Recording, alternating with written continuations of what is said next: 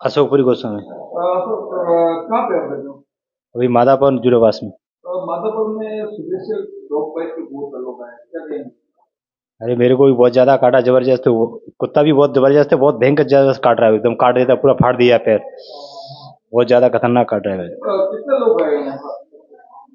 अभी मेरे को यह बताया 8-10 आदमी तो हो गए हैं यहाँ पे।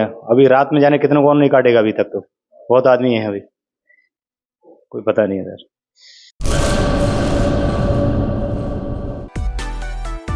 માં motor driving, safe and sure driving.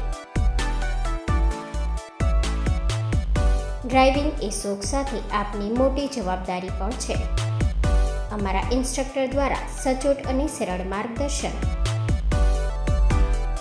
આપની રોજની તાલીમની માહિતી મેળવીને શું અધુરાશ છે એના ઉપર પૂરું ફોકસ કરાય છે.